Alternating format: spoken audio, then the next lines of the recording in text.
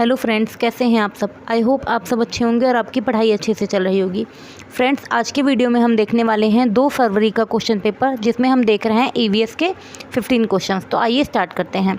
देखिए फ्रेंड्स, इसके पहले के क्वेश्चंस हमने अपने लास्ट वीडियो में देखे थे। पहले आप उस वीडियो को देख लीजिएगा, फिर इस वीडियो को देखिएगा। देखिए क्वेश्चन नंबर 16 में कह रहा है निम्नलिखित तकनीकों में से रेटिंग स्केल में कौन सी तकनीक का उपयोग होता है। तो देखिए यहाँ पे कह रहा है अवलोकन, जांच सूची, लिखित प्रश्न, नियत कार्य। तो यहाँ पर देखिए ए ऑप्शन राइट है, अवलोकन तकनीक का प्रयोग होता है। अब जरा इसका एक्सप्लेनेशन भी देख लीजिए। देखिए एक्सप्लेनेशन कह रहा है रेटिंग स्केल में अवलोकन तकनीक का उपयोग होता है।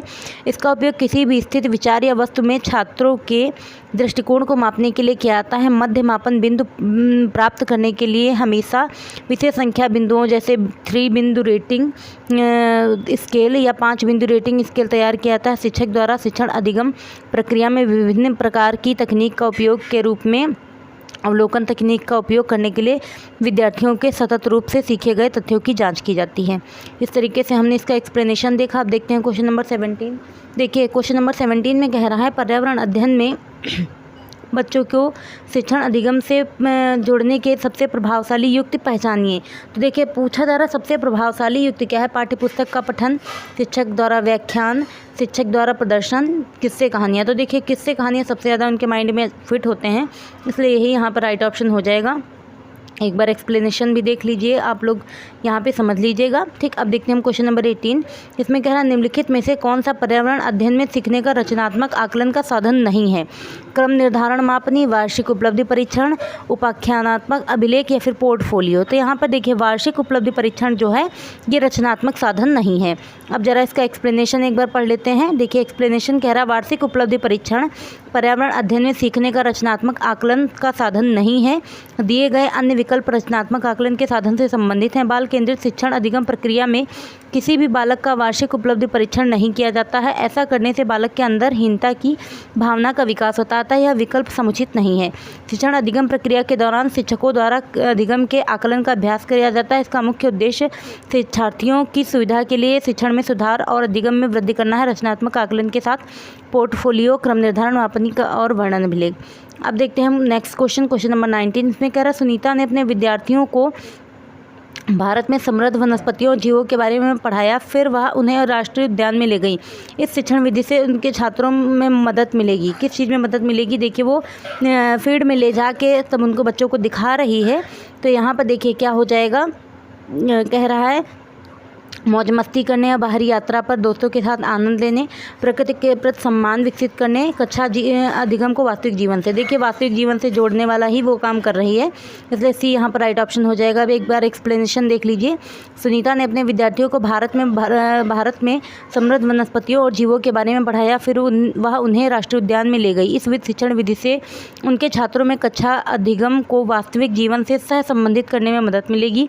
बाल केंद्रित शिक्षण प्रक्रिया में अधिगम कक्षा अधिगम को विद्यालय के बाहर बाह्य वातावरण से जोड़कर शिक्षण कार्य करने से विद्यार्थी के सीखने की प्रक्रिया में तीव्र वृद्धि होती है और वह उसे कभी भूलता भी नहीं है। देखिए वो सामने जो चीज़ खुद से फील कर रहा होगा, देख रहा होगा, सुन रहा होगा, वो चीज़ वो नहीं भूलेगा। अब देखते हैं क्वेश्चन नंबर 20। इसमें कह रहा है रमेश अपने विद्यार्थियों को देश के विभिन्न हिस्सों में विभिन्न त्योहारों के दौरान किए गए विभिन्न व्यंजनों की जानकारी एकत्र करने और कक्षा में प्रदर्शित करने के लिए परियोजना देता है। इस गतिविधि का उद्देश्य क्या है। देखिए देश में सबसे लोकप्रिय भोजन के बारे में जानना, छात्रों को विविध व्यंजन आजमाने के लिए प्रेरित करना, देश के विभिन्न हिस्सों में पकाए जाने वाले व्यंजनों का रिकॉर्ड बना, हमारे देश की संस्कृति की विविधता के बारे में छात्रों को संवेदनशील बनाना। यही यहाँ पर राइट ऑप्शन हो जाएगा, डी यहाँ पर देखिए राइट ऑप्शन हो जाएगा। उन बच्चे विविधता के बारे में जानेंगे। अब देख लीजिए क्या कहाँ का प्रमुख भोजन है। तो राजस्थान में केर संगरी, आंध्र प्रदेश इडली वड़ा डोसा सांभर, असम में चावल, बांस के अंकुर और पाई के पीला, और केरल में टैपिगोआ और नारियल, गोवा में नारियल के तेल में पकाई गई समुद्री मछली, जम्मू कश्मीर में सरसों के तेल में पकाई गई मछली, बिहार में लिट्टी चोखा, पंजाब में छोले भटूरे कुलचे। इस तरीके से यहाँ पर हो गया। अब देखते हैं हम नेक्स्ट क्वेश्चन, क्वेश्चन नंबर 21। इसमें कह रहा है अमित के विद्यालय में एक पर्यावरण अध्ययन विषय पर प्रदर्शनी आयोजित की गई। यह प्रदर्शनी एक उद्देश्य के साथ आयोजित की गई थी। आपके अनुसार निम्नलिखित में से सबसे उपयुक्त उद्देश्य क्या होगा? माता पिता को संतुष्ट करने के लिए ये कोई उपयुक्त उद्देश्य नहीं है। प्रिंसिपल और सहकर्मियों को प्रसन्न करने के लिए ये भी नहीं है। शिक्षार्थियों में रचनात्मक प्रवृत्ति को दिशा देने के लिए। यही यहाँ पर राइट ऑप्शन हो जाएगा सी। देखिए हमें हमेशा पॉजिटिव आंसर को टिक करना होता है, तो सी यहाँ पर राइट ऑप्शन हो जाएगा। अमित के विद्यालय में एक पर्यावरण अध्ययन विषय पर प्रदर्शनी आयोजित की गई। यह प्रदर्शनी एक उद्देश्य के साथ आयोजित की गई थी। इसका मुख्य उद्देश्य शिक्षार्थियों में रचनात्मक प्रवृत्ति को दिशा देने के लिए आयोजित की गई थी। रचनात्मक प्रवृत्ति विकसित करने से विद्यार्थियों में मौलिक चिंतन का विकास होता है और किया गया कार्य स्थायी होता है। अब देखते हैं हम नेक्स्ट क्वेश्चन 22। इसमें कह रहा है निम्नलिखित में से कौन सा उपागम पर्यावरण अध्ययन शिक्षण से संबंधित नहीं है? एकीकृत प्रक्रिया, निरंकुश, वैचारिक या धारणात्मक। तो यहाँ पे देखिए निरंकुश जो है पर्यावरण अध्ययन शिक्षण से संबंधित नहीं है। अब जरा एक्सप्लेनेशन देख लीजिए। कह रहे हैं निरंकुश उपागम पर्यावरण अध्ययन के शिक्षण से संबंधित नहीं है। एकीकृत, वैचारिक, प्रक्रिया, वैचारिक, यह तीनों पर्यावरण अध्ययन के शिक्षण से संबंधित हैं। कक्षा में निरंकुश उपागम से शिक्षण अधिगम प्रक्रिया सुचारू रूप से संचालित नहीं हो पाती है, क्योंकि पर्यावरण अध्ययन शिक्षण अधिगम का क्षेत्र दृष्टिकोण दोनों है। यह एक ऐसा दृष्टिकोण है जिसके माध्यम से एक छात्र अधिगम की प्रक्रिया में सक्रिय रूप से सम्मिलित होता है और खोजबीन करता है, ना कि निष्क्रिय रहता है। इसलिए यहाँ पे राइट ऑप्शन सी हो जाएगा। अब देखते हैं क्वेश्चन नंबर 23। इसमें कह रहा है ईवीएस के अधिगम में, यहाँ पे कह रहा है ईवीएस के अधिगम में निम्नलिखित में से किस विधि के द्वारा अधिकतम मनोप्रेरक पक्ष का विकास होता है? प्रदर्शन, व्याख्यान में एकीकृत या फिर पोस्टर बनाना। तो यहाँ पे देखिए सबसे जो मनोप्रेरक पक्ष का विकास होता है वो एकीकृत विधि से होता है। सी यहाँ पर राइट ऑप्शन हो जाएगा। अब जरा इसका एक्सप्लेनेशन देख लीजिए। ईवीएस के अधिगम में एकीकृत विधि के द्वारा अधिकतम मनोप्रेरक पक्ष का विकास होता है। एकीकृत विधि में जहाँ शिक्षार्थी नए ज्ञान और अनुभवों का समर्थन करने के लिए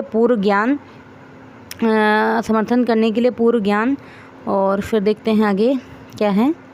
देखिए पूर्व ज्ञान और अनुभवों के साथ लाता है। ऐसा करने से शिक्षार्थी अपने कौशल को आकर्षित करने, उन्हें जटिल स्तर पर नए अनुभवों के साथ लागू करता है।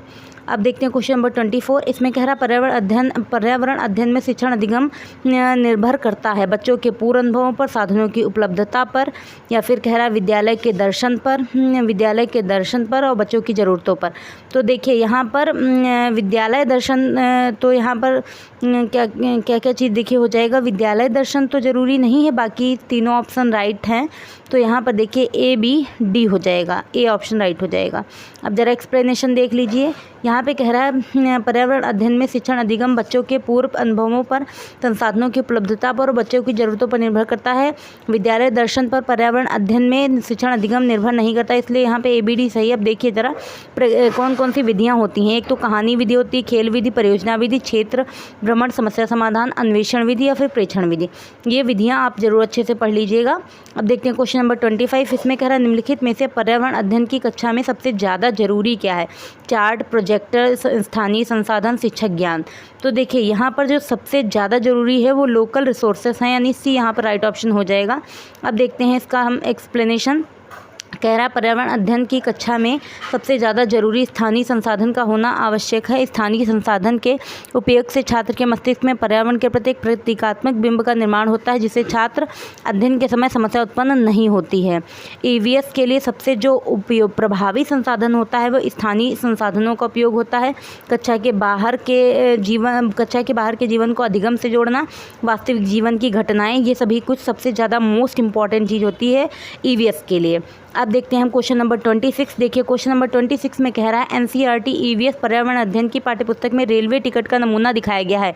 यह इसलिए क्योंकि विद्यार्थियों को टिकट में उपयोग किए जाने वाले विभिन्न विवरण का ज्ञान प्राप्त कराना, विद्यार्थियों में निर्णय के कौशल को विकसित करना, विद्यार्थियों को रेलवे के बारे में अवगत कराना, वास्तविक अनुभव के द्वारा संप्रेषण अवलोकन की कौशल को विकसित करना। यही यहाँ पर डी राइट ऑप्शन हो जाएगा, क्योंकि यहाँ पर आप दिखा रहे हैं तो उनको वास्तविक अनुभव करा रहे हैं।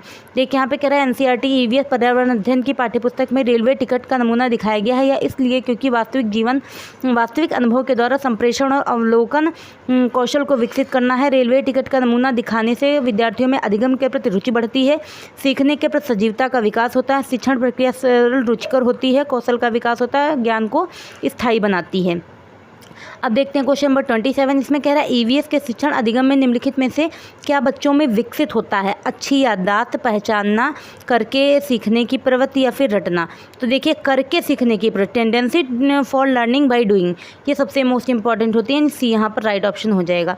अब देखिए इसका एक्सप्लेनेशन कह रहा है ईवीएस के शिक्षण अधिगम में करके सीखने की प्रवृत्ति बच्चों में विकसित होती है।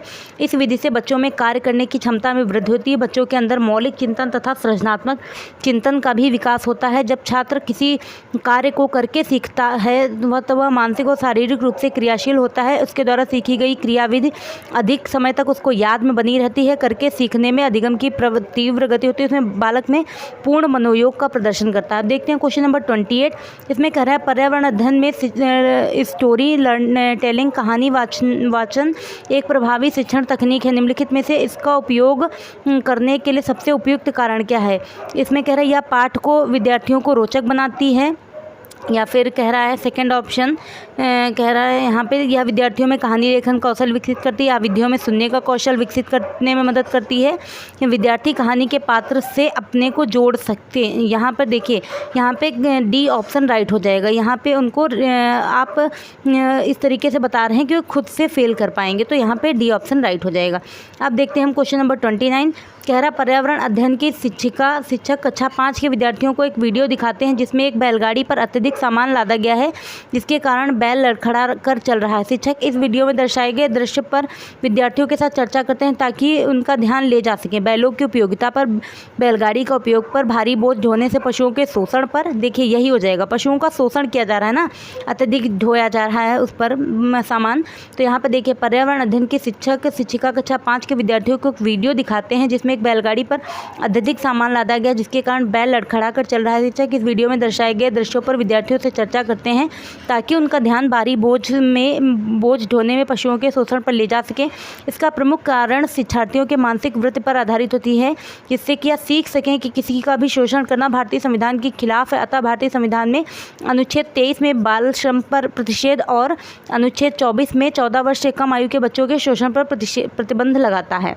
अब देखते हैं हम क्वेश्चन नंबर 30। आज का लास्ट क्वेश्चन कह रहा है पर्यावरण अध्ययन के शिक्षण में बच्चों द्वारा प्रश्न पूछना अत्यधिक महत्वपूर्ण है क्योंकि ये प्रश्न संकेतक हैं। बच्चों को क्या पता है बच्चों की याद करने की क्षमता के बारे में, या फिर देखिए नेक्स्ट ऑप्शन बच्चे क्या जानना चाहते हैं, या फिर शिक्षक की सक्षमता। तो यहाँ पे सी राइट ऑप्शन हो जाएगा। अब देखिए पर्यावरण अध्ययन के शिक्षण में बच्चों द्वारा प्रश्न पूछना अत्यधिक महत्वपूर्ण है क्योंकि ये प्रश्न संकेतक हैं कि बच्चे क्या जानना चाहते हैं। बच्चे कक्षा में बच्चे सक्रिय रहे, इसके लिए शिक्षक को बारी बारी से प्रत्येक बच्चे को संबंधित विषय से प्रश्न पूछना चाहिए। इससे कक्षा में उबाऊपन नहीं लगता है और कक्षा में शिक्षण प्रक्रिया सरल व रुचिकर बनी रहती है।